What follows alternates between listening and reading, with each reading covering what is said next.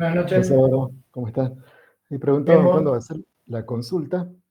El viernes se termina el práctico, el plazo para el práctico 3, ¿no? Así que la consulta sería ya el lunes, Álvaro. El martes. El martes. Sí, el No martes. sé, a menos que hagamos una consulta el lunes fuera de horario. No, estamos bien con las clases. A ver, veamos el calendario. A ver, estamos fuera. Acordate, yo este viernes no estoy, ¿no? Sí. No, y además es feriado, ¿no es feriado? No, el próximo, ¿Cuándo? El el 16. 10. Ah, está bien. Este viernes no. Este viernes doy completo el tema teórico que comienzo hoy, que es el Mm, 3. El martes sería la listo. consulta, martes 7, Bueno, de, yo de tengo que todos los viajar a Salta prácticos. el viernes. Bueno, de todos los prácticos era el martes 7, ¿no? Y el Bueno, viernes siguiente es feriado. Así que ya lo sí, preparamos para parcial, que es el martes 14. Ya listo. el martes 7 ya también publico la metodología de parcial y las instrucciones. Así que Va a ser va a online, tener ¿no? ¿Mm? Sí, sí, Online. sí, porque Bueno, son varios los que están. Así que bueno, lo vemos ahí ese día. dale, dale. Bueno, pasamos al tema de hoy, que este ya es ya entra en el segundo parcial. Vamos a ver.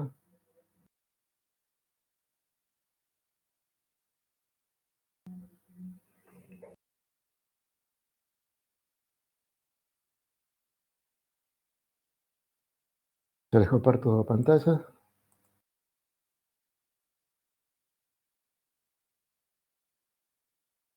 Ahí estamos. Este es un tema ya para el segundo parcial, ya es propio de la materia. Aquí usamos todo lo que hemos repasado. Comenzamos a usar ya lo que hemos repasado de probabilidad y estadística. Vamos a comenzar a hablar ya de la parte estocástica de los sistemas. Sobre todo vamos a comenzar a hablar de las variables estocásticas que tiene un sistema. Bueno, esta parte se llama modelado de entrada. Tenemos la parte 1. Comenzamos hoy y terminamos el viernes. Habíamos visto que las variables de un sistema se clasificaban en parámetros, variables de entrada, que teníamos las manipulables. Los parámetros eran las variables cuyo valor se fijaban al momento de crear el sistema. Eso lo hacía el que creaba el sistema. Después teníamos Disculpe, variables. profe, no está ¿Sí? grabando. Ah, gracias. Bien. Algo se me estaba olvidando. Ahí está. Bien, entonces, habíamos visto en la clasificación de variables de sistemas que teníamos el vector P, que eran los parámetros, variables cuyo valor se fijaban al momento de crear el sistema y después permanecían constantes. Vimos que también estaba como vector de entrada el vector U, que corresponde a las variables cuyo valor pueden ser fijados a voluntad por el usuario del sistema. Parece que definir quién es el usuario del sistema.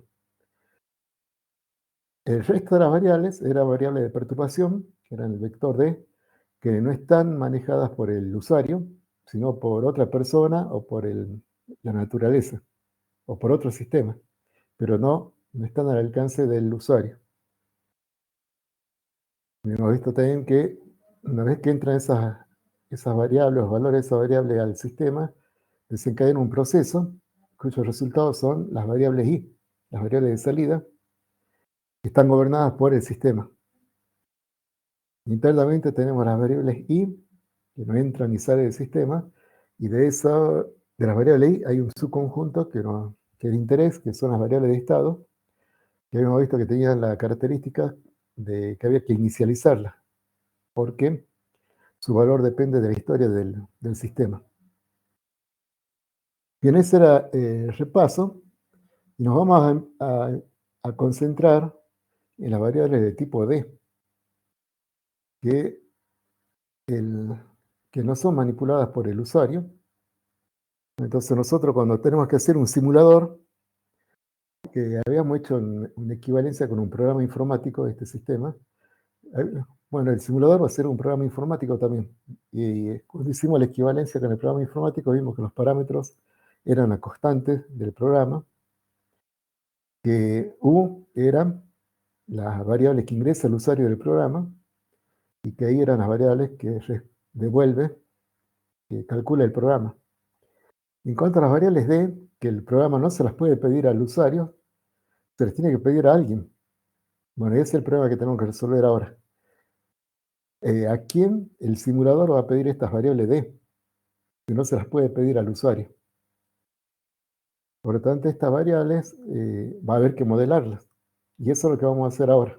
Comenzar a estudiar estas variables D, primero para estudiar cómo varían, y después en otra etapa, vamos a ver cómo generarlas, para que el programa pueda tenerlas como entrada. Bien, entonces estas variables D, como no están bajo el gobierno del usuario, vamos a suponer que son estocásticas. Y eso va a ser el problema que vamos a encarar hoy. Cómo se modelan, cómo se caracterizan y modelan las variables estocásticas. Por ejemplo, en un cajero automático, si un banco nos encarga la simulación de un cajero automático, el usuario es el banco.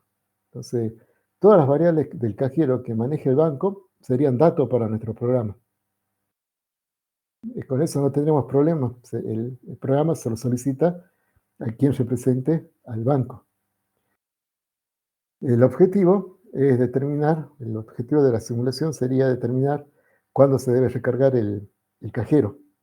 Para eso nuestra simulación tiene que seguir la evolución del inventario de billetes de cada denominación.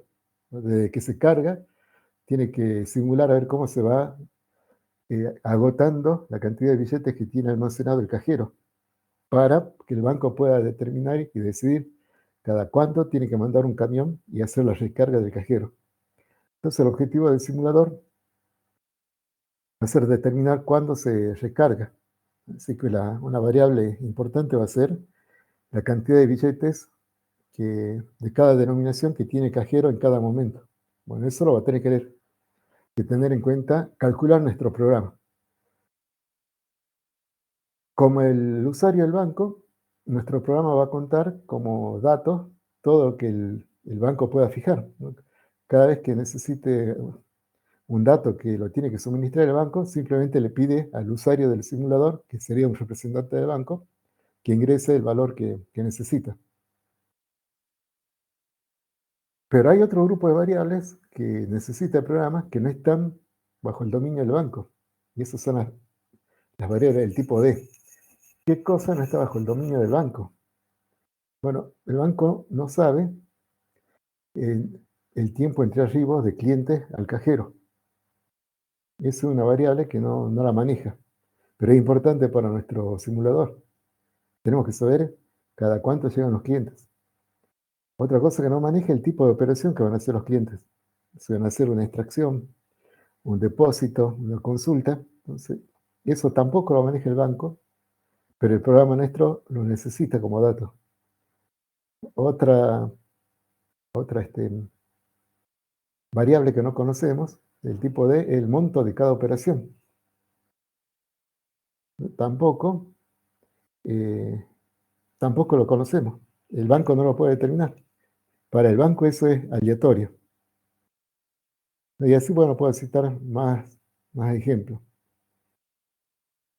Y entonces un problema para nuestro simulador es que necesita conocer estas variables y no se las puede pedir al banco. Entonces, ¿de dónde la obtenemos?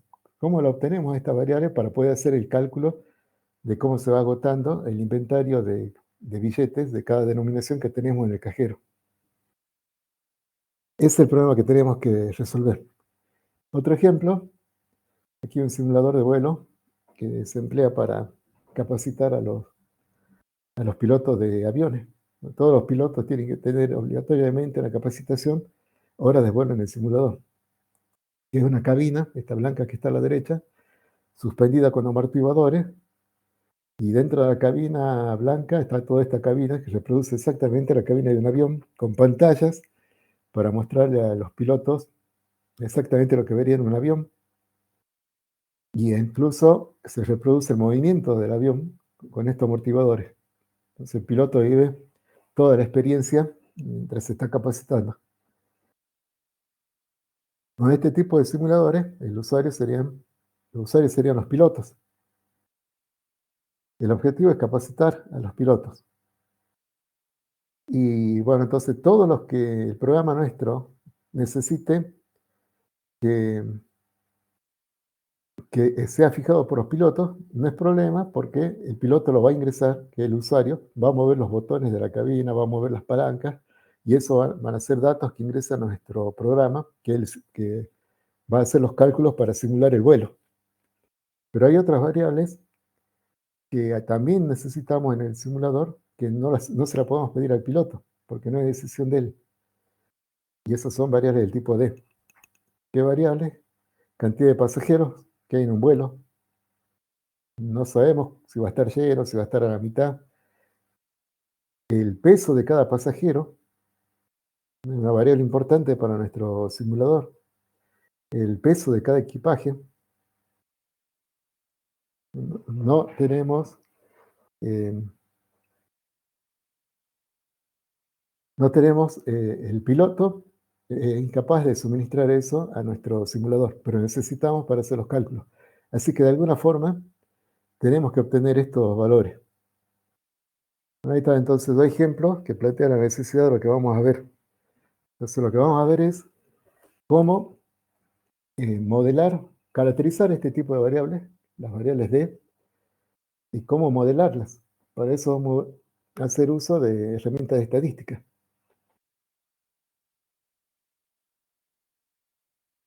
Vamos con la etapa del modelado de entradas.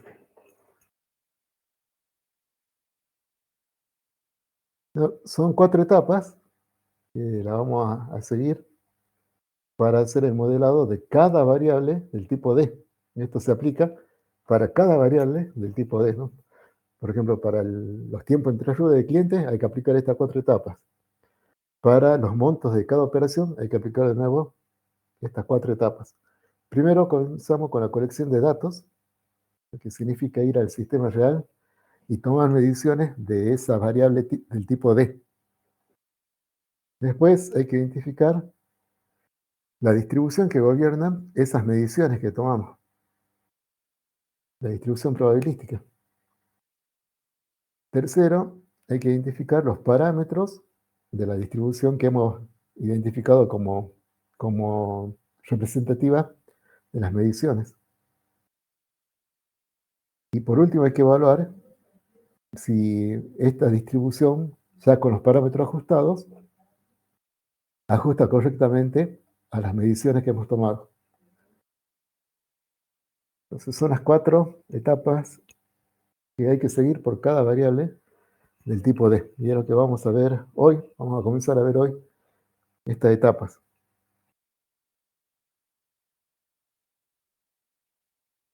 Cada etapa tiene un resultado definido, ¿no? En la colección de datos, aquí cuando ejecutemos la serie de mediciones para la variable que hemos elegido, el resultado de esta etapa va a ser una tabla de valores de la variable, con n mediciones.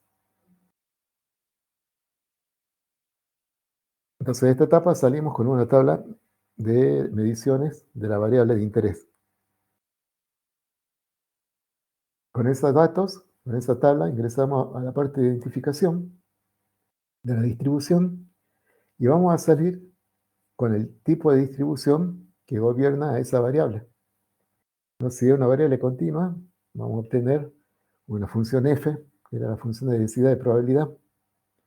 Y si es una variable discreta, vamos a obtener una función p, que es la función masa de probabilidad. Todo depende del tipo de variables que estemos estudiando. Entonces, de aquí solamente, bueno, de aquí va a salir qué distribución es la que gobierna las mediciones que tenemos. Una vez que elegimos si es una distribución normal, si es una distribución binomial, si es exponencial, pasamos a la siguiente etapa y tenemos que ajustar los parámetros de esa distribución. Cuando nosotros vimos las distribuciones probabilísticas, cuando hicimos repaso, vimos que cada distribución tiene un conjunto de parámetros. Por ejemplo, la distribución normal tiene el mu y el sigma. Y los valores de esos parámetros definen la forma de la distribución. La distribución exponencial tiene el parámetro lambda, la binomial tiene el parámetro n y p y q. Entonces, cada distribución tiene un parámetro. Lo que hacemos en esta etapa es, una vez que hemos elegido una distribución, por ejemplo, la distribución normal, ya la hemos identificado que es la que describe a las mediciones. Bueno, en la etapa de ajuste tenemos que determinar cuánto vale el mu y el sigma de esa distribución.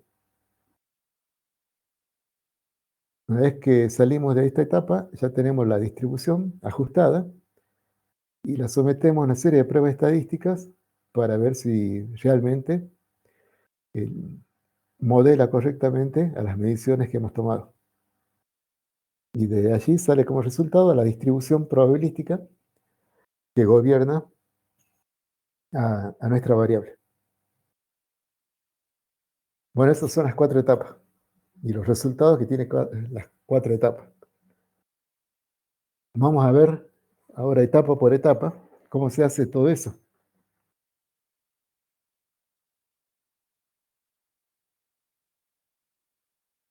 Vamos por la colección.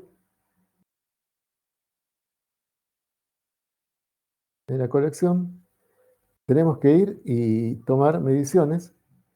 Aquí están n mediciones de la variable. Entonces aquí tengo la primera medición, es x1, la segunda medición, x2. Entonces, si es el monto de operación, tengo que ver cuál fue el monto de la operación del primer cliente, de la segunda cuál fue el monto de la operación del segundo cliente, y ese sería xn. O si es el tiempo entre arribo de clientes, x1 sería el tiempo de arribo del primer cliente, x2 es cuánto pasó desde que arribó el primer cliente hasta que arribó el segundo cliente, el x3 cuánto pasó desde que arribó el segundo cliente hasta que arribó el tercer cliente y así. Bueno, el hecho es que tengo que tener una tabla de mediciones. Bueno, principalmente vamos a recurrir a mediciones. Si el sistema no existe, podemos recurrir al conocimiento de expertos que conocen sistemas parecidos, al registro histórico del sistema en estudio, ¿no? El banco, el sistema de estudio del cajero, seguramente el banco tiene un registro de en qué momento se hizo cada operación. Así que no es necesario que vayamos a medir cuando arriban los clientes al cajero, porque ya tenemos todo un historial registrado.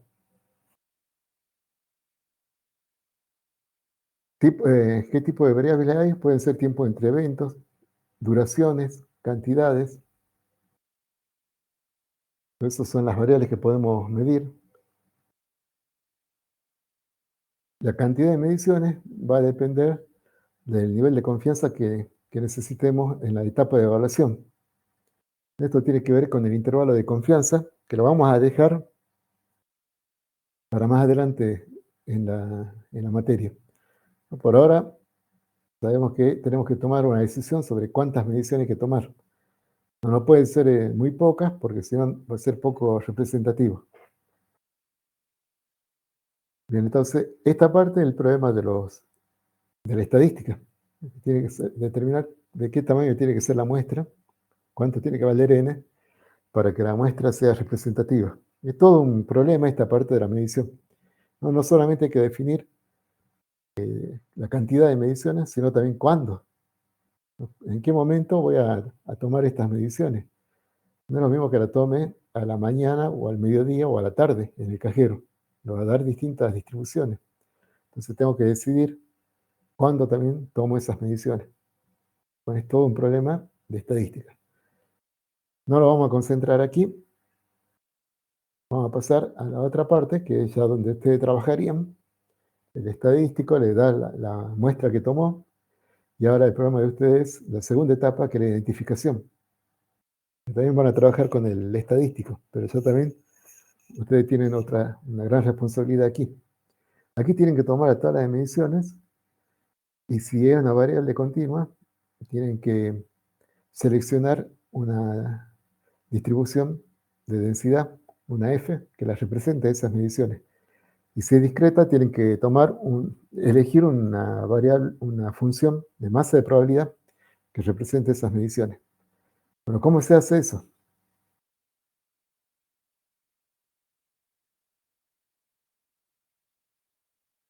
El primer método es por el histograma. Hay que construir un histograma y de acuerdo a la forma del histograma vamos a proponer una distribución. Y el otro es por la naturaleza del proceso. Las distribuciones que nosotros vimos están vinculadas a ciertos procesos. Vimos que el proceso Bernoulli, el proceso Poisson y así.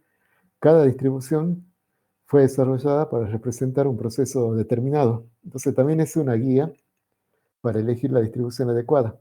Si yo identifico un proceso característico y estoy modelando ese proceso, bueno, seguro que puedo usar las distribuciones que se desarrollaron para ese proceso. Entonces, ahí tenemos dos caminos. Bueno, esto lo podemos hacer en forma manual, que es lo que vamos a ver aquí en la materia, pero también hay programas que si uno le da la tabla de mediciones, ya tiene una batería de distribuciones, evalúa todas y elige una distribución. Pero bueno, para usarlo bien hay que saber cómo funciona y es lo que vamos a ver ahora. ¿Cómo es el método del histograma? Bueno, primero hay que construir el histograma. Tenemos que construir el histograma, que ustedes ya lo conocen. Hay que determinar el n, que es la cantidad, el tamaño de la muestra, el x mínimo, que es el valor mínimo de las mediciones que tenemos, el x máximo, que es el valor máximo de las mediciones. Con esos valores calculamos el rango del histograma, que es la diferencia entre el máximo y el mínimo. Calculamos el número de clases que va a tener el histograma. Bueno, aquí hay varias reglas que se sugieren. La más común es la raíz cuadrada de n. Entonces, si tengo 100 mediciones, C sería 10 clases. Y después calculo el ancho de cada clase, que va a ser igual, que es B, el ancho de cada clase, que va a ser el ancho de cada barra del histograma. Y se calcula como F sobre C, el rango sobre el número de clases. Voy a tener C clases. Cuando me quiera referir a la clase particular, voy a referir a la clase K, que va de 1 a C. Para cada clase tenemos que contar o medir la frecuencia absoluta. La frecuencia absoluta de una clase, FK, se refiere a cuántas mediciones, cuántos valores de X pertenecen al intervalo asociado a la clase K. Entonces, ¿cuántos valores de X entran en el intervalo que está asociado a la barra de la clase K? Frecuencia relativa es la frecuencia absoluta dividido n. O sea, la frecuencia relativa del intervalo K es la frecuencia absoluta de la clase K dividido de la cantidad de mediciones. Frecuencia relativa acumulada es del intervalo o clase K, es la suma hasta la clase K de todas las frecuencias relativas. Nosotros vamos a trabajar con la frecuencia relativa, ya vamos a ver cómo se calcula, que la frecuencia relativa acumulada. También podríamos trabajar con la frecuencia absoluta acumulada, que sería la suma de las FK, la frecuencia absoluta. Pero vamos a trabajar con las frecuencias relativas acumuladas. Como los cálculos son primero, tengo que determinar cuántas clases va a tener el histograma. Ya sabemos la raíz cuadrada de n, donde n es el tamaño de la muestra, cantidad de mediciones. Entonces, la primera columna de la tabla es K, y va de 1 a C.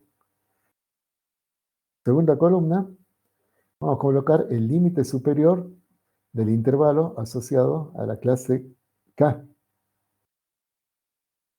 Bueno, el primer intervalo,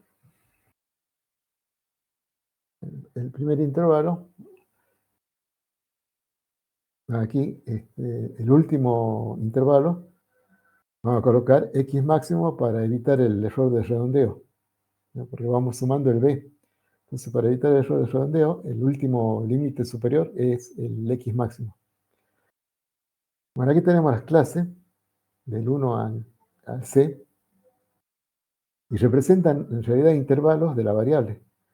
La primera clase comienza en X mínimo y llega, el límite superior de esa clase es el X mínimo más B, más el ancho de intervalo. El límite, una clase 2 comienza con ese límite y tiene como límite superior el X mínimo más 2B. Y así vamos avanzando hasta llegar al X máximo.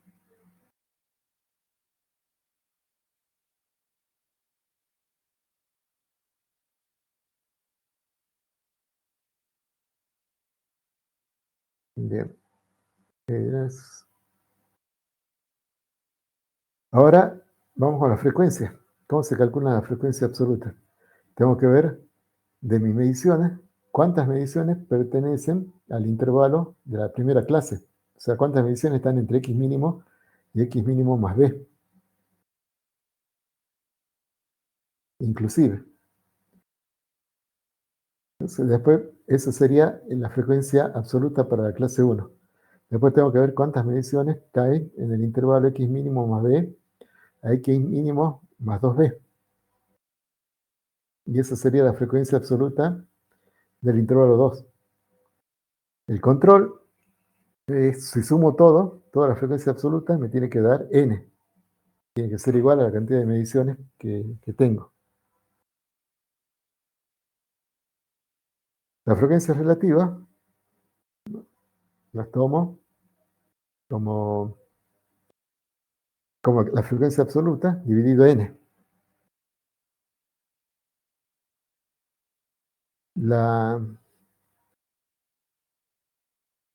Y la frecuencia acumulada para la primera clase es la frecuencia relativa 1.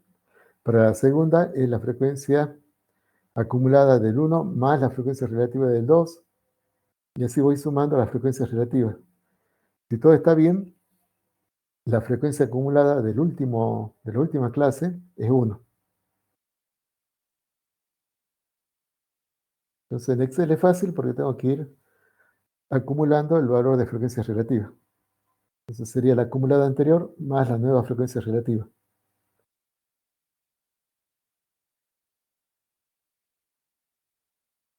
Bueno, y con eso construyo el histograma. Y puedo graficar la frecuencia absoluta o la frecuencia relativa. Aquí grafico la frecuencia absoluta en función de X. Recuerden que siempre en función de la variable. Y bueno, comienzo desde X mínimo hasta el X máximo y voy dibujando las barras con ancho B y altura, frecuencia absoluta.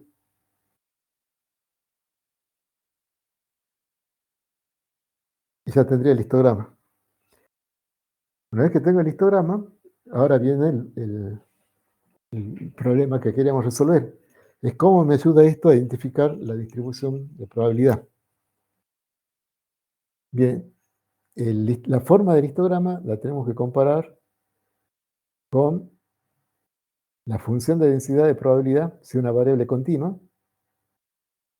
Tenemos que comparar con una función de densidad de probabilidad de todas las distribuciones que nosotros vimos, ver cuál de la función de densidad densidad de distribución de probabilidad, tiene la misma forma que el histograma. Si una variable continua, tenemos que comparar con un F, y si no, si una discreta, con un P. Y aquí, por la forma del histograma, vemos que se parece a un triángulo, entonces podría ser una distribución triangular. La estoy comparando con la función de densidad de probabilidad de la distribución triangular, que es la línea roja. Bueno, veamos entonces un ejemplo completo para esta variable, para una variable continua. Aquí tenemos las mediciones de una variable continua. Son 1, 2, 3, 4, 5, 6, 7, 8, 9, 10. 1, 2, 3, 4, 5, 6, 7, 8, 9, 10. 100 mediciones. Entonces el n igual a 100. Son mediciones de una variable continua. Y ahora tenemos que construir el histograma.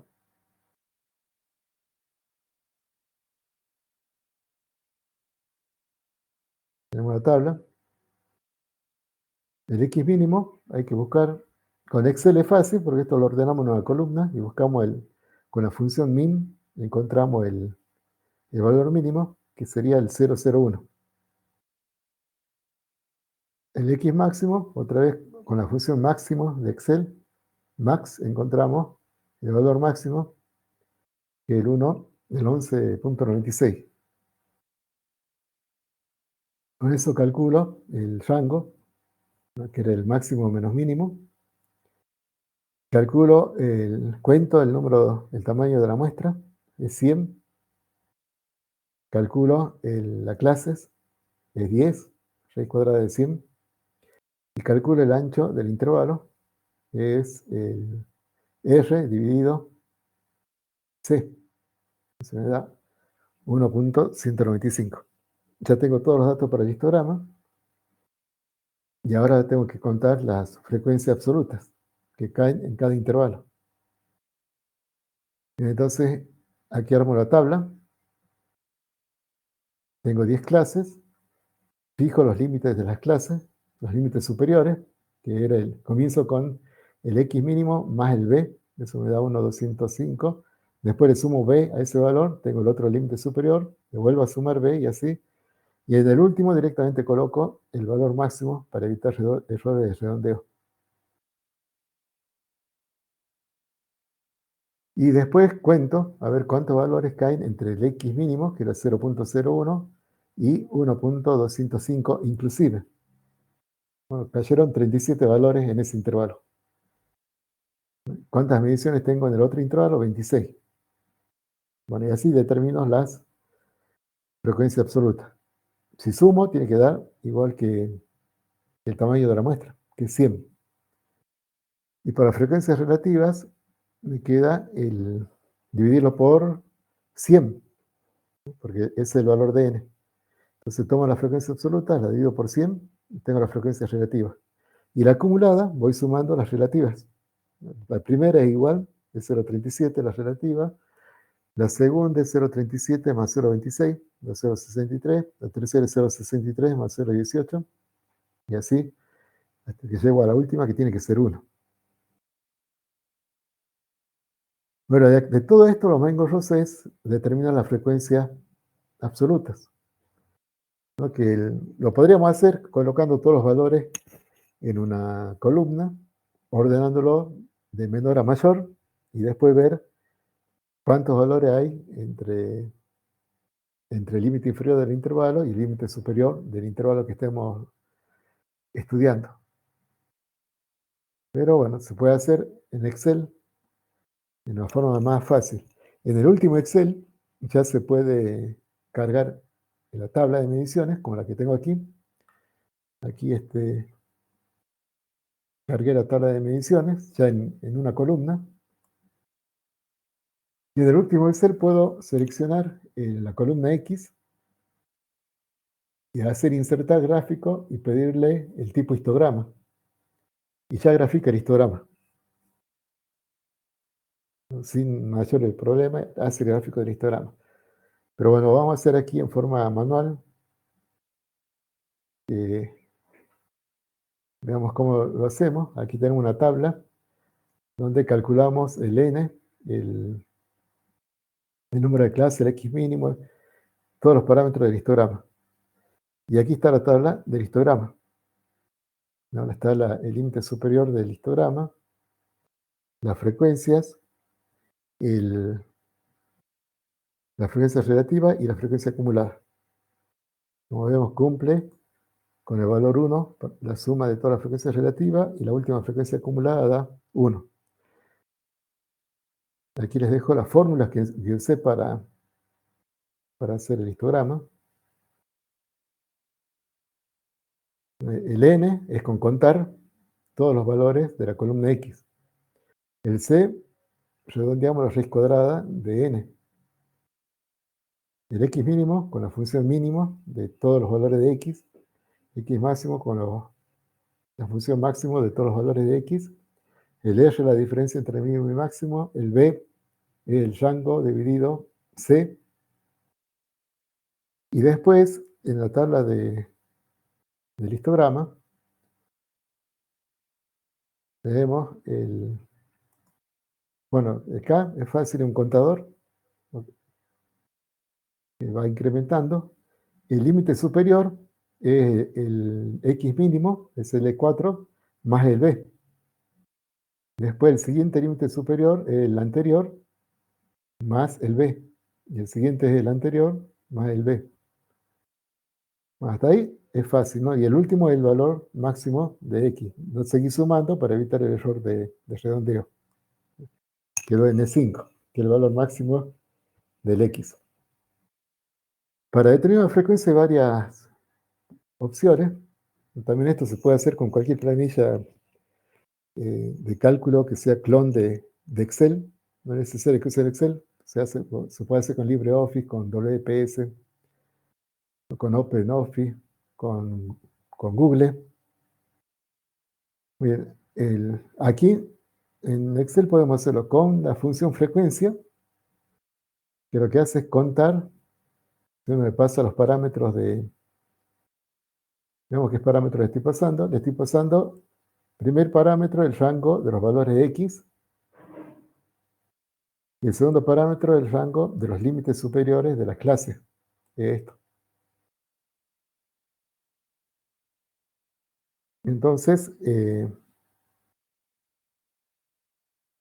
solo va a contar cuántos valores de X pertenecen a esta clase.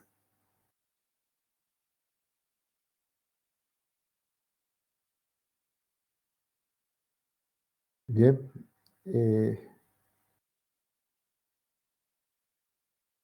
Aquí había una observación. Ya me voy a acordar. Bueno, entonces, vean que todas las funciones tienen el mismo parámetro.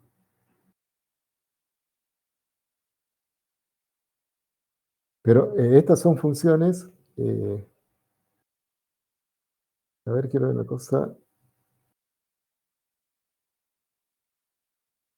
Son funciones matriciales. Vamos a ver aquí.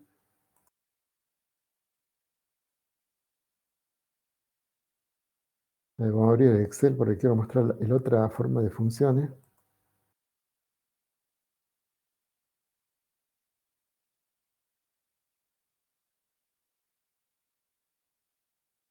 Ahí están.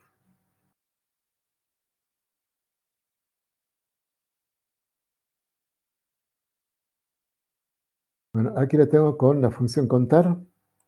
Bueno, usted determina con la función frecuencia y en realidad es matricial. Se escribe, ¿cómo se escribe esto?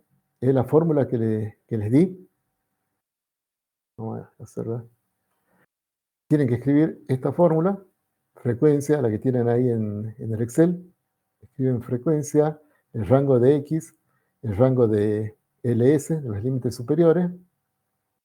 Todo eso lo escriben en esta celda, en la primera. Eso tendría que estar aquí. Aquí la hice con otra función, por eso aquí dice con contar, que es otra forma de hacerlo. Pero más fácil es hacerlo con frecuencia. Entonces, escriben la función frecuencia, como está en el Power. La escriben en la primera celda, pero vamos a borrar. Vamos a borrar esto.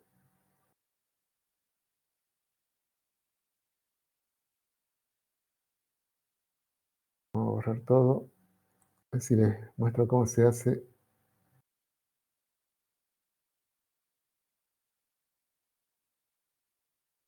Bien. Ahí está. Entonces, esto tendría que hacerlo en la columna frecuencia. Colocan ahí la fórmula, poner igual. le dan Enter, y bueno, lo que les quería mostrar, que esta fórmula matricial hay que presionar Control Shift Enter. ¿Por qué una fórmula matricial? Porque uno escribe en una celda, escribe la fórmula y el resultado son varias celdas. Entonces uno tiene que seleccionar las celdas donde quiere que devuelva el resultado y se presiona Control Shift Enter y devuelve varios resultados, como me dio ahora. Pero en el nuevo Excel ya eso no es necesario. Uno escribe, como dice ahora, escribe la fórmula, le di Enter, y yo, a pesar de que escribí la fórmula en esta celda, cuando le di Enter, Excel me escribió los resultados, se dio cuenta que son varios resultados y lo escribe en la columna, en toda la columna. Esto se llama fórmulas con desbordamiento.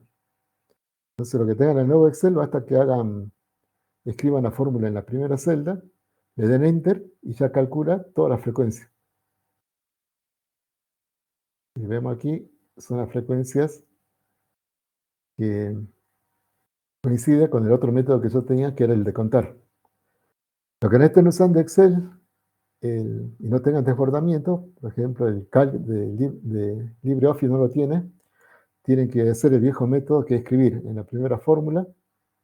Cuando le dan Enter, solamente queda el 37, no se llena para abajo, y después lo que hay que hacer es seleccionar desde el 37 hasta la última celda, y editar la primera celda, hacer clic en la primera celda y presionar Control Shift Enter. Y ahí recién devuelve todos los valores. Bueno, aquí no se lo puedo mostrar porque yo tengo el nuevo Excel y ya tiene el desbordamiento. De todas formas, el procedimiento lo tienen en el PowerPoint.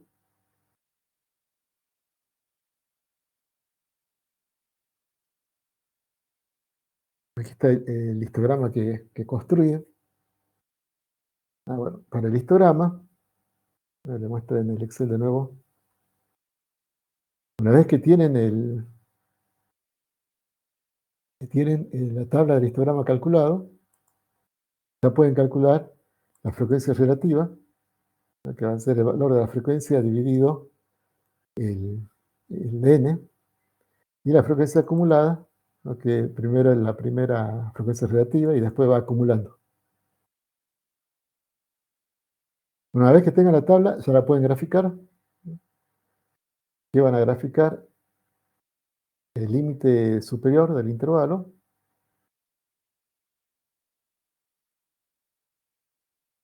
Van a graficar el límite superior del intervalo. Esto con la frecuencia absoluta. Para eso van y hacen insertar. Y van a elegir un gráfico de barra. O columna.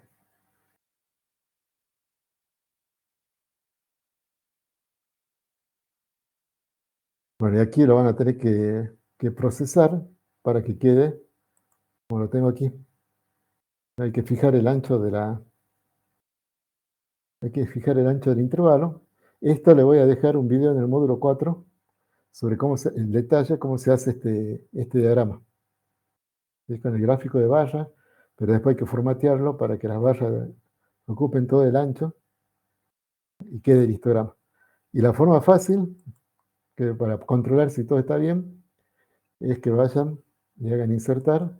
Si tienen el nuevo Excel, y aquí tienen el gráfico de histograma.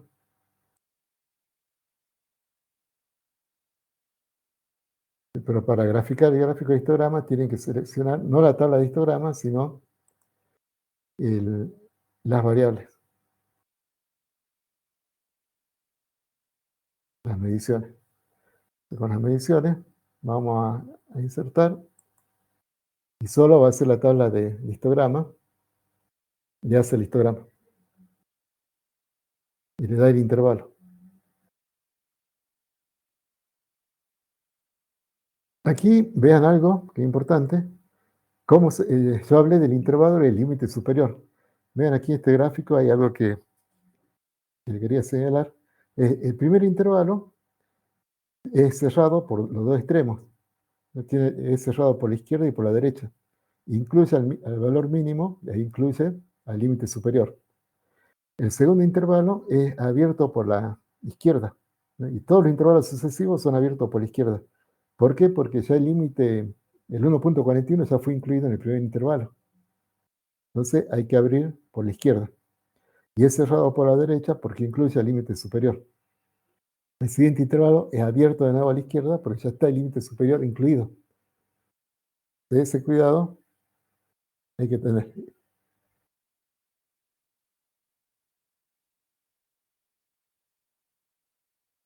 Volvamos al Excel, al Power. Bueno, y aquí está el histograma que hemos obtenido. Entonces ahora hay que comparar esto con alguna distribución. Hay que ver qué distribución tiene esa forma, ¿no? Se parece a a ese histograma. Bueno, antes de hacer eso, aquí hay algunas notas de cómo hacer el cálculo de frecuencia. Está el primer intervalo, debe ser cerrado, ¿no? Incluye el límite inferior e incluye el límite superior. Los siguientes son abiertos a la izquierda, que es lo que les señalaba. La fórmula matricial, que es la que ya no puedo mostrársela porque ahora Excel trae el desbordamiento. Tienen que escribir, si la fórmula, este es el procedimiento para escribir una fórmula matricial, escriben en la primera celda de la columna la fórmula de frecuencia, después seleccionan el rango donde tienen que estar todas las frecuencias. Entonces, habría que seleccionar todas las columnas vamos al Excel.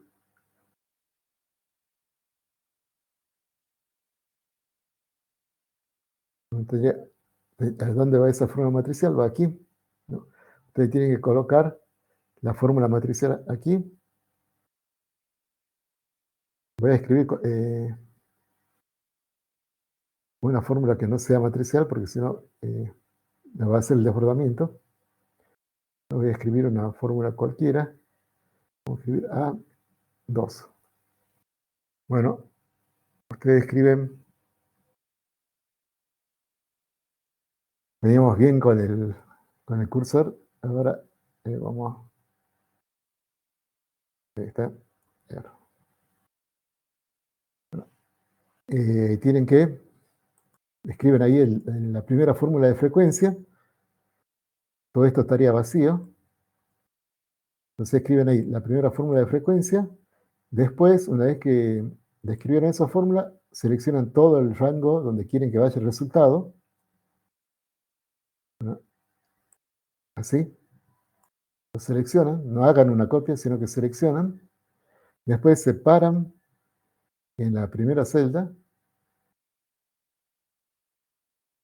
Y bueno, a mí se me deselecciona, pero cuando es matricial, aquí, tiene que ser así. Ahí está. Ahí logré. Entré a editar. Lo repito. Estoy parado en la primera celda. Ahora selecciono todas las celdas donde va a estar el resultado. Hago clic en editar. Vean que se edita la primera celda. Y ahí presiono Control Shift Enter. Y se llena todas las celdas de abajo con los correspondientes valores de frecuencia. Y la celda queda marcada con la llave, como está ahí. Queda una llave indicando que es una fórmula especial, que es una fórmula matricial. Bueno, creo que eso también está en el video, así que lo van a poder ver allí.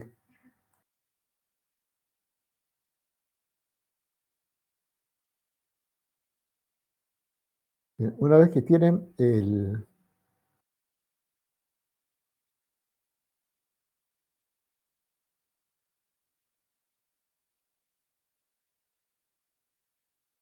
bueno, está, seleccionan el rango, editan la primera celda, presionan Control Shift Enter y ya le da la frecuencia absoluta. Bueno, también si presionan Control Enter, daba la frecuencia acumulada, la misma fórmula. Ahora no se lo puedo mostrar porque eso ya no funciona en el nuevo Excel, pero ahora tiene fórmulas por desbordamiento. Bueno, ya tienen el histograma. Ahora, ¿qué hacen con el histograma? Tienen que compararlo con alguna distribución. Con una f, si la variable es continua, como en este caso, o con una p, si la variable es discreta. Bueno, aquí tienen las formas de algunas funciones de densidad de probabilidad de las variables continuas, son las que están sombreadas, y la función de masa de probabilidad para algunas distribuciones discretas, variables discretas, son las que tienen barra. Y entonces, aquí están solamente las continuas, son muchísimas. Entonces ustedes ven el histograma y se fijan. Recuerden que tienen que fijarse en la función de función de densidad de probabilidad, no en la acumulada. No se tienen que fijar en la función de densidad de probabilidad, la f minúscula. Bueno, aquí están todas las f minúsculas graficadas para cada distribución. Aquí las que vimos, a ver. De las que vimos,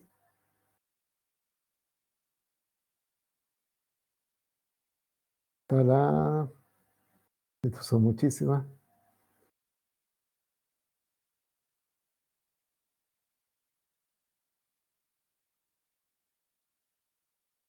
Me encuentro, aquí está la uniforme, la triangular, ¿no? Por ahí debe estar aquí está la normal. Bueno, esa distribución la vimos y vimos las formas que tenía. Por eso, cada vez que le presente una distribución, le presente el gráfico de la función de densidad de probabilidad. Y para las discretas también tenemos varios gráficos del P, de la función masa de probabilidad. Ahí tenemos para Bernoulli, para binomial, para uniforme discreta, la geométrica, Poisson. Entonces, bueno, regresando a nuestro ejemplo, este era el histograma y la tenemos que comparar con alguna función de densidad de probabilidad, porque es una variable continua. Y de las que vimos, puede ser la exponencial, que tiene esta forma, pero también puede ser una triangular, que tiene esta forma. ¿Cuál de ellas es? Bueno, vamos a necesitar otro elemento de juicio, porque de acuerdo a la forma del histograma, podrían ser esas dos. Entonces, para elegir, vamos a usar el otro elemento de juicio, que era el proceso. Bueno, pero eso lo vamos a hacer después de la pausa. Hacemos una pausa aquí y seguimos. Tomamos 10 minutos y seguimos.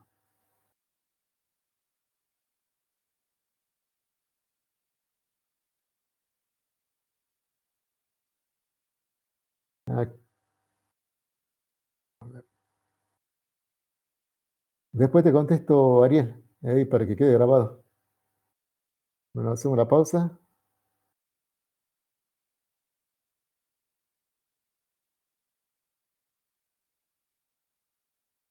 Continuamos. Aquí hay una consulta de Nelson de si hay que hacerlo con Excel, porque existen librerías de Python que ya hacen todo eso. Sí, no solo Python, hay programas que ya hacen todo eso, gratuitos, y lo que en el práctico pueden hacer el histograma como quieran, pueden usar Python, pueden usar los otros programas, pero que sí tienen que saber cómo se hace el histograma. Tienen que saber todo lo que les estoy dando ahora, hagan por lo menos un histograma, ¿no? Para ver si entienden bien cómo se construye, porque de esa forma van a saber qué significa el histograma. ¿No? De nada sirve que lo construyan de forma automática, pero no sepan qué información tiene el histograma. Entonces les pido que por lo menos hagan uno para que entiendan qué es lo que hace el histograma y después sí, ya para el resto, pueden usar lo que tengan a la mano. No puede ser Python. Hay otros programas de estadísticas gratuitos. Hay páginas web inclusive que ustedes suben la tabla y le hace el histograma.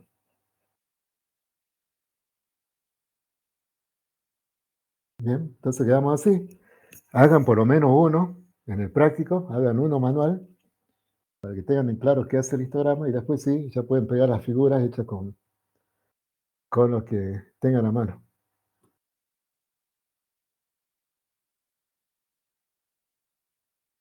Incluso pueden poner a prueba la inteligencia artificial, ¿no? Si le damos que ya mismo, si quieren, a ver, podemos hacer una prueba en vivo. A ver, si nos queda tiempo, le hacemos la prueba en vivo. Pueden copiar la tabla, darle la tabla de inteligencia artificial y pedirle que construya el histograma. Estoy seguro que lo va a hacer bien porque no es nada del otro mundo, así que seguro que lo hace bien. Entonces, si no hay tiempo, lo hacemos en clase, si no, se lo dejo como tarea para que hagan el prompt. Tendrían que copiar la tabla, pegarla o tenerla en Excel, subir el archivo Excel. Eso le facilita más todavía la tarea a la inteligencia artificial y pedirle que haga el histograma.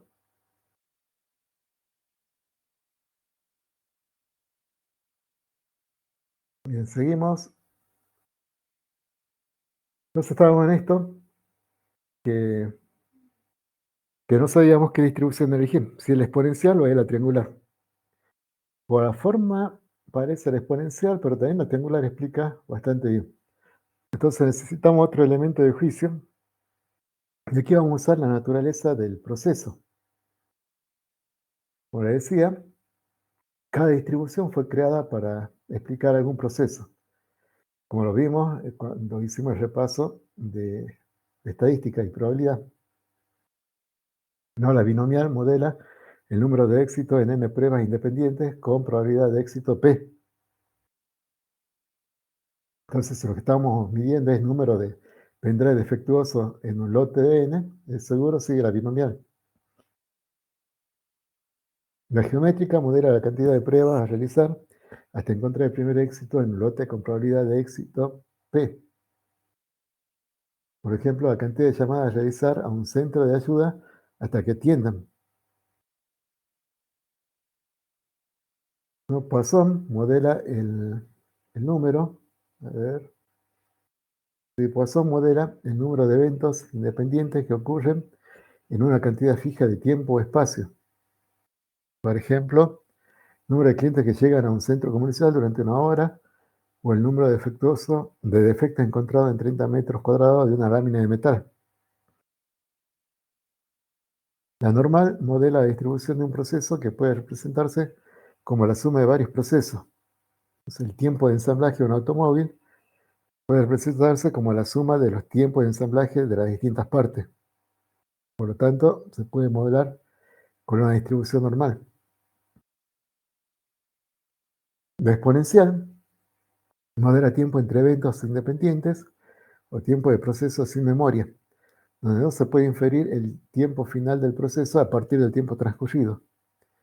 Ejemplos que pueden ser modelados con la exponencial, los tiempos entre archivos de clientes. No el tiempo de archivo de clientes, sino entre archivos. Esa es la que sigue la distribución exponencial, como vimos cuando estudiamos el proceso Poisson. La distribución de Erlang modela el tiempo de los procesos que puede representarse como la suma de varios procesos con distribución exponencial. Ese sí modelaría el tiempo de archivo de cliente. Aquí otro ejemplo, una red de computadoras falla cuando una computadora y dos computadoras de respaldo fallan sucesivamente.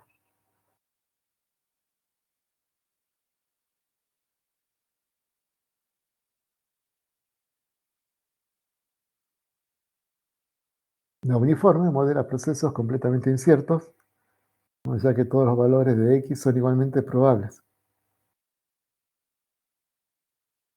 Entonces, la triangular modela procesos de los cuales solo se conocen los valores mínimos, máximos y más probables. No se conoce la duración mínima, máxima y más probable de la cantidad de un producto, de la calidad de un producto. Eso se podría modelar con la triangular. Y bueno, para este ejemplo, tenemos que ver qué representan esos datos que hasta ahora no le dije, qué eran esos números. Vamos a suponer que son mediciones entre tiempo de eventos o tiempos entre eventos.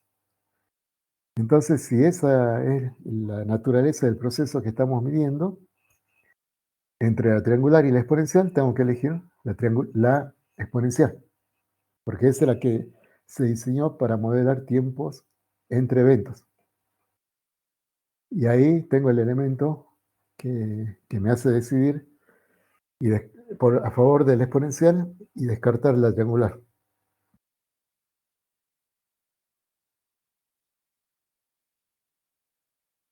Entonces, me quedo con la exponencial y ahora sé que la función f que voy a usar es la de la exponencial, que era esta. Y aquí termina la etapa de identificación de la distribución. Como resultado, tengo que es la distribución exponencial. Y en la siguiente etapa me voy a tener que preocupar por determinar cuánto vale el lambda. Esa es la etapa de determinación de los parámetros. Vamos a otro ejemplo. Aquí tengo otras mediciones de una variable discreta.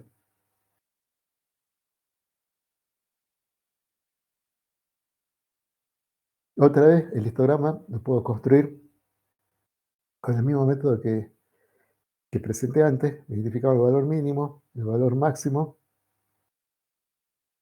Tenemos el número de muestra.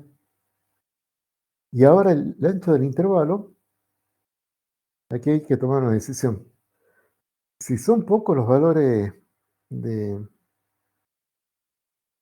diferentes, o sea, si estamos hablando de un valor discreto que va de 1 hasta 30, podemos modelarlo, podemos destinar una barra o una clase para cada valor. Entonces, el B sería 1. Entonces, si tengo que construir el histograma de un dado, me conviene elegir B igual a 1 y le asocio una columna a cada valor posible del dado, ¿no? Una columna para el 1, otro para el 2, y tendría 6 columnas. Y así me conviene manejar las variables discretas, mientras los valores distintos que pueda tomar sean hasta 30. Cuando sea mayor que 30, me conviene manejar la variable discreta como si fuera continua.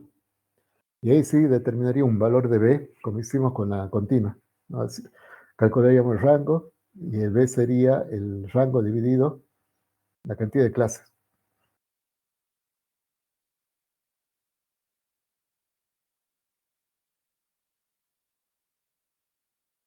Aquí la cantidad de clases la tomé como igual al valor máximo de X. Bueno, estamos comenzando justo en 1 y construimos la tabla, ¿no? Tenemos las clases de 1 a 10 y justo va a coincidir con el límite superior del intervalo. 1, 2, 3, 4, hasta 10, porque la variable X va de 1 a 10. Calculamos la frecuencia, ¿no? ¿Cuántos 1 hay? Hay 5 1. ¿Cuántos 2 hay? Hay 6 2. Y así construimos la tabla de frecuencia. Calculamos las frecuencias relativas, las acumuladas. Y bueno, eso lo podemos hacer en Excel. Bueno, vean que esa decisión de tomar el B igual a 1, uno la tiene que tomar, ¿no? No lo va a tomar Python o el programa que hace automáticamente los cálculos. Ustedes son los que van a tomar esa decisión, por eso es que conviene que sepan cómo se hace manualmente el programa. Bueno, aquí está entonces calculado el B, calculada la tabla, está en la fórmula. Tenemos el mínimo de nuevo, el máximo, el contar. eh,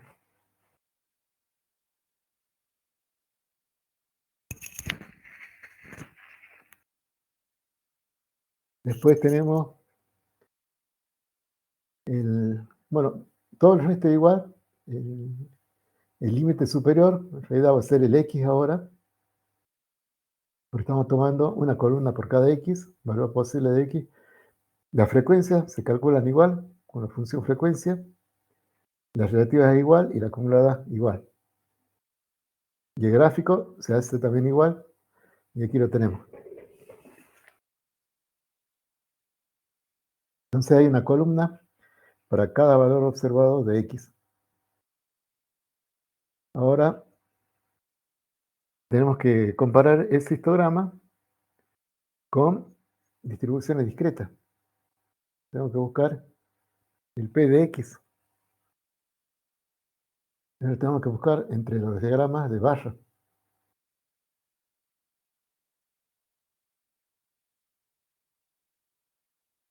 Y ahí descubrimos, bueno, y también podemos recurrir a la naturaleza del proceso. Yo todavía no le dije qué eran esas mediciones. Bueno, esas mediciones son cantidad de autos que no superan la RTB, la revisión técnica vehicular, cuando se revisan 50 autos por día.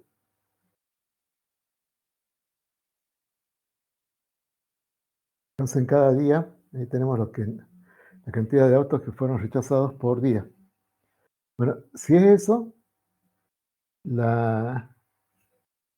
estaríamos midiendo la cantidad de éxitos, entre comillas, para un n de 50. Y eso es representado por la distribución binomial,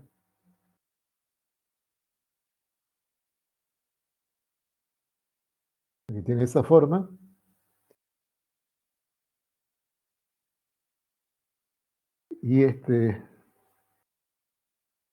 Y bueno, si la distribución es binomial, tenemos que determinar el parámetro P. ¿Cuánto vale el P? Y el Q lo calculamos en función del P porque era igual a 1 menos P. A ver si, bueno, aquí no quedó marcado, ya les voy a marcar. Entonces seleccionamos la distribución binomial. Y la forma de la binomial estaba aquí está.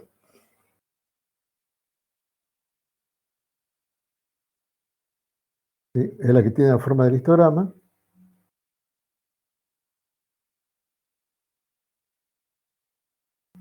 Entonces proponemos la binomial. Bien, y la binomial, ya que estamos, te había comentado que la binomial se aproxima a la normal, ¿no? Tiene la forma de campana, ¿no? Para que sea una buena aproximación se tienen que cumplir algunas condiciones. El n tiene que ser mayor que 30, el n por p mayor que 5, el n por q mayor o igual que 5, el p aproximadamente igual a q, y la distribución normal, que la podemos usar para aproximar la binomial, tendría como parámetro el mu igual a n por p, y la división estándar sería raíz cuadrada de n por p por q. Bueno, esto sería si es que estamos trabajando con, eh, con mediciones mayores que 30. Y bueno, se cumplen todas estas condiciones. Vamos a ver directamente el otro paso. Ya de aquí salimos, de identificación salimos con una distribución. Hemos salido con la exponencial para variable continua y hemos salido con la binomial para variable discreta. Cada una de esas distribuciones tiene parámetros que hay que determinar. Bueno, ¿cómo se determinan esos parámetros? Eso es lo que vamos a hacer en la parte de ajuste.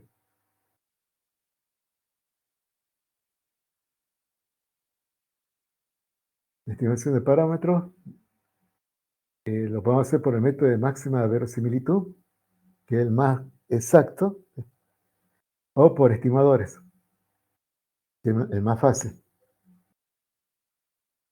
Les presenta el de máxima verosimilitud, resuelve un problema de optimización, ¿no? Para Una variable discreta lo que hace es encontrar los valores de parámetros, que es el vector P, de la distribución que estamos proponiendo, por ejemplo, la binomial. ¿Cuáles son los parámetros de la binomial? El P minúscula. Entonces, el P minúscula es el valor que estaríamos buscando para que haga máxima esta sumatoria. Y esta sumatoria que es el logaritmo de la función masa de probabilidad de la binomial evaluada para cada medición con el parámetro que estamos proponiendo. Entonces vamos variando el parámetro y tenemos que quedarnos con el valor que hace máximo esta sumatoria. Bueno, es un problema matemático parecido al de regresión que vimos, no lo vamos a resolver. Y aquí está propuesto para una variable continua. Es lo mismo, por ejemplo, si fuera la distribución exponencial, el parámetro que tenemos que encontrar es lambda. Y bueno, tenemos que encontrar cuál es el valor de lambda que hace máximo este valor de sumatoria, donde estamos sumando el logaritmo de la función de la distribución exponencial evaluada para cada medición y para el parámetro lambda que estamos proponiendo. Bueno, eso, hay rutinas matemáticas, seguro que Python todavía tiene, que uno le pide por el máximo verosimilitud, le dice qué distribución, le da tablas de mediciones y va a encontrar el valor de parámetros que mejor ajusta a que hace que la distribución mejor ajuste a los datos medidos. Es muy parecido a la regresión. Bueno, pero en el curso vamos a usar el método más fácil, que es con estimadores. Definimos el estimador del promedio, que es el X rayita, igual a la sumatoria de todas las mediciones dividido la cantidad de mediciones, el promedio. Ese es el estimador del promedio. En los libros lo van a encontrar como X raya, barra.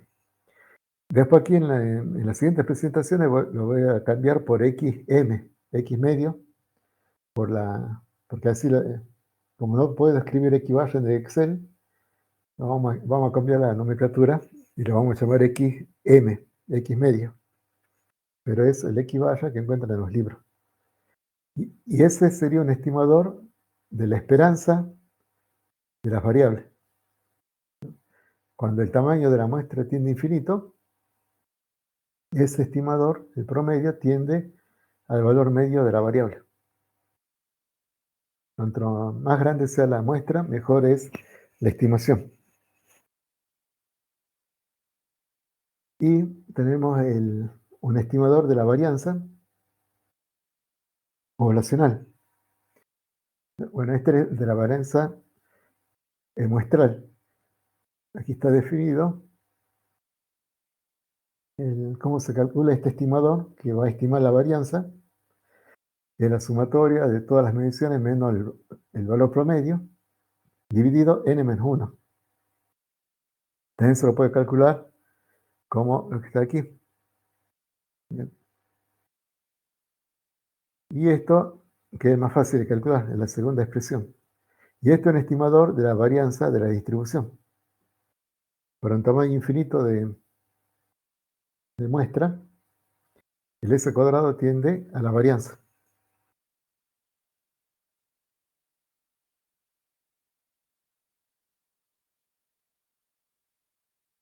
Bueno, ¿y qué gano con esos estimadores? Si ustedes repasan lo que vimos cuando hicimos el repaso de probabilidad estadística, vimos que para cada distribución yo les di la fórmula de la esperanza y de la varianza de cada distribución. Entonces ahora, para una distribución dada, podemos calcular el promedio, podemos calcular la varianza e igualamos la fórmula esa de la esperanza de esa distribución al X barra y igualamos la forma de la varianza al S cuadrado. Como la esperanza y la varianza están en función de los parámetros de las distribuciones, de allí podemos resolver el sistema de ecuaciones y sacar cuánto valen los parámetros de la distribución. Con este método podemos sacar hasta 2 parámetros. Si hacemos eso, bueno, aquí en Excel, ¿cómo se calculan estos estimadores? Bueno, con el promedio, la función promedio, y le pasan el rango de mediciones, calculan el X barra. Y con var.s calculan la varianza de la muestra. Tiene que ser var.s. Después hay otro var que creo que es punto P o creo que es punto P. Ese no, porque es la varianza poblacional. Nosotros necesitamos la muestral, que es la que va dividido por n-1. La poblacional va dividido por n solamente. Entonces hay una pequeña diferencia. Para el s cuadrado, en Excel tiene que usar el var.s.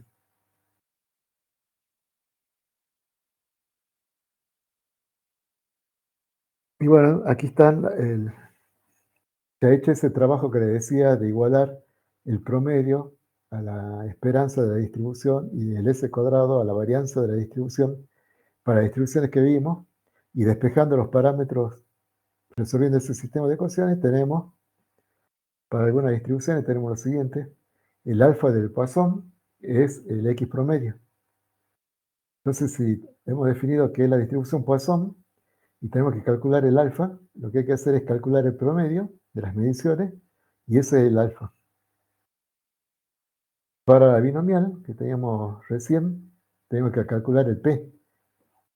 Bueno, resulta que el P va a ser igual al promedio de las mediciones dividido a n.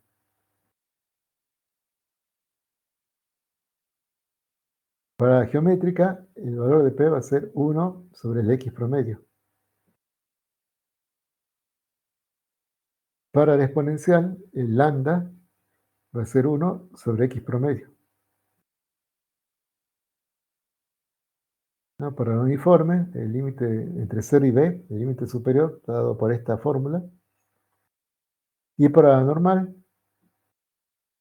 el mu va a ser el X promedio y el sigma cuadrado es el S cuadrado.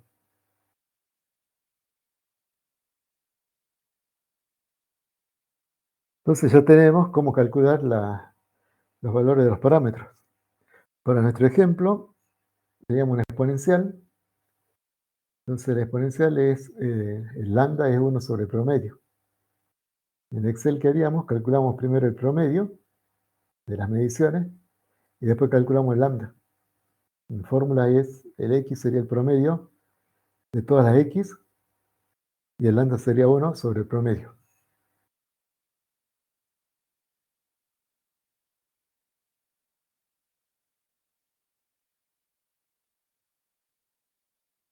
Para la distribución binomial era el P, X sobre N.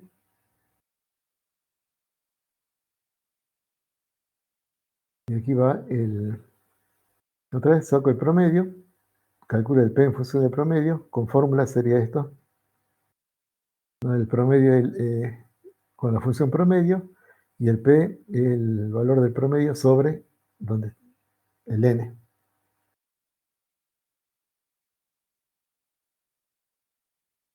Bueno, con eso yo tengo los parámetros de la distribución que identifiqué en la etapa anterior.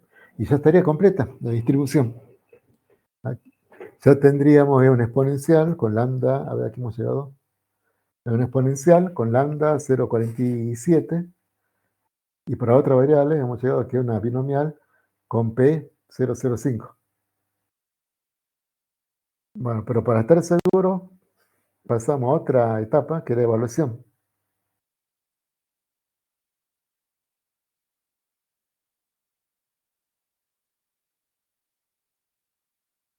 Aquí también tenemos dos métodos: el Kolmogorov-Smirnov y el chi cuadrado, y el gráfico Q versus Q. Ahora vemos estos dos métodos, los dos primeros, y el gráfico Q versus Q lo dejamos para el viernes. El Kolmogorov-Smirnov va a decidir en base a la división entre la distribución acumulada teórica y la distribución acumulada empírica.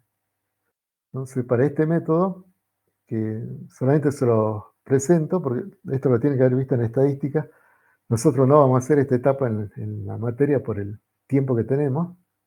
Vamos a quedar directamente con la distribución que dé, pero deberíamos continuar con esto, que cómo se hace es, si me dio una exponencial, Entonces tengo que graficar la acumulada del exponencial, que es la línea roja, y también graficar la acumulada del histograma, ¿no? Y comparar cuál es la máxima diferencia entre esas dos curvas. Aquí está la máxima diferencia, está donde está esa línea negra. Tomo esa medición y entro en una tabla, que es la de Kolmogorov-Smirnov, y con un cierto nivel de confianza, por ejemplo el 95%, entro en esa tabla que tiene el nivel de confianza y el error, entro con el error y el nivel de confianza que quiero, y me va a decir si acepto la distribución o si la rechazo. Si la acepto, ya termino el proceso, me quedo con exponencial, con ese parámetro que tiene. Y si la rechazo, tengo que revisar todo lo que hice, ¿no? Puede ser que no sea la exponencial, sino que tenga que elegir la triangular. O puedo retroceder más aún. Puede ser que me estén faltando mediciones. Entonces tengo que volver a tomar más mediciones. La otra prueba es la de chi cuadrado, que decide con base en la suma de los errores al cuadrado que surgen de comparar el histograma con la distribución teórica. Aquí calculo el chi cuadrado, que es el x cuadrado, como sumando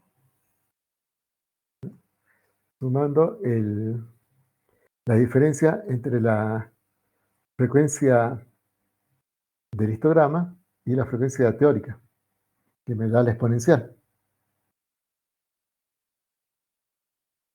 Entonces, comparo la frecuencia que tengo en el histograma y comparo con la frecuencia que debería tener si fuera una exponencial. Eso, hago esta sumatoria para todas las clases, calculo el parámetro chi y entro en una tabla, otra vez con qué nivel de confianza quiero entrar, puede ser el 95%, entro con el valor de chi y decido, la tabla me ayuda a decidir si acepto o no la distribución. Estas dos pruebas son las típicas pruebas estadísticas para aceptación o rechazo de una distribución. Lo deben haber practicado en la materia de probabilidad y estadística. Pero bueno, aquí no lo vamos a hacer. Directamente nos vamos a quedar con el resultado de la distribución que nos dé. Por último, tenemos la evaluación del ajuste.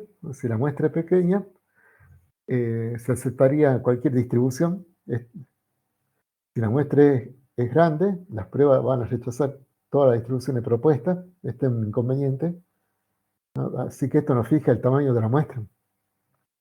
No puede ser muy pequeña porque se va a aceptar todas las distribuciones. Todas las distribuciones explicarían las mediciones. Y si la hacemos muy grande, no hay distribución teórica que se pueda ajustar a la realidad. Entonces el tamaño de mediciones es un tamaño intermedio.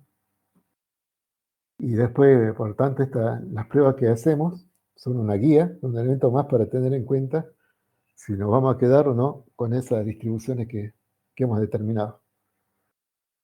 Pero como les decía, bueno, esta etapa no la vamos a llevar a cabo. No vamos a llevar a cabo la etapa de medición ni la última etapa de evaluación. Nos vamos a concentrar en la materia, nos vamos a concentrar en la etapa de, salvo la de evaluación, como les decía, en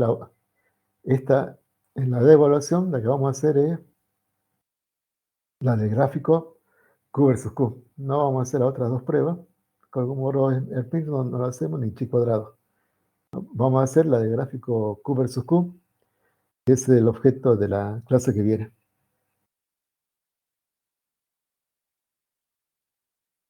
Bien, con eso terminamos por hoy. Si tienen alguna consulta, podemos aprovechar estos minutos. Y si no tienen la consulta grande, que va a ser el martes, de hecho de todos los prácticos.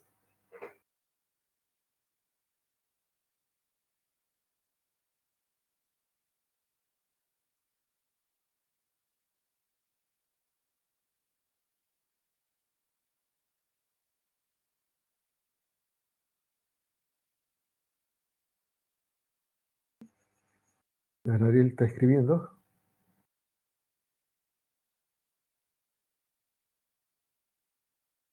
Sí, el parcial está en el módulo 3. Todo eso lo van a tener la semana que viene. Les voy a publicar un mensaje que va a decir de dónde hasta dónde va el parcial, el formato que tiene, todo lo que tienen que hacer. ¿Está bien? Y el formato que va a tener y todas las tareas que tienen que llevar a cabo. Lean con atención ese mensaje, porque muchas veces da que nos resultó que durante el parcial están preguntando cosas que estaban en el mensaje. Entonces pierden tiempo y distraen a los compañeros. Así que preste mucha atención a ese mensaje. Cualquier duda sobre el mensaje, consultan el martes. O sea, el lunes voy a publicar el mensaje.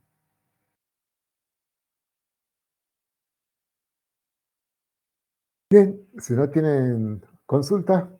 terminamos minutos. ¿Sí? ¿Cuándo es ¿Viejo? el parcial? El parcial. El 4 de octubre.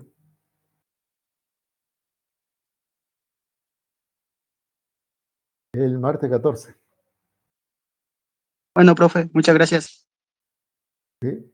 Por eso el lunes 6 ya les voy a publicar el mensaje con la fecha, horario, en el horario de clase y todas las instrucciones para el parcial. Si tienen que preparar una carpeta antes, el DNI, vayan escaneando el DNI. Bueno, en las instrucciones va todo lo que tienen que tener listo ya para cuando comience el parcial. ¿No? Cómo van a hacer las respuestas, si usan punto decimal.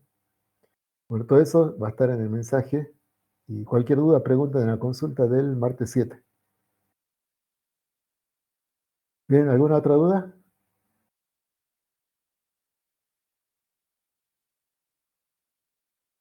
¿Está? Bueno, nos vemos el viernes.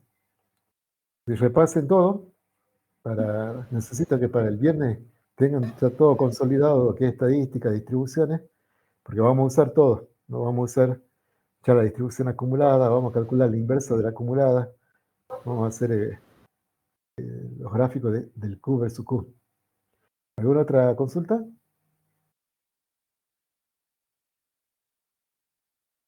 Bueno, quedamos para el viernes. Hasta el viernes. Nos vemos.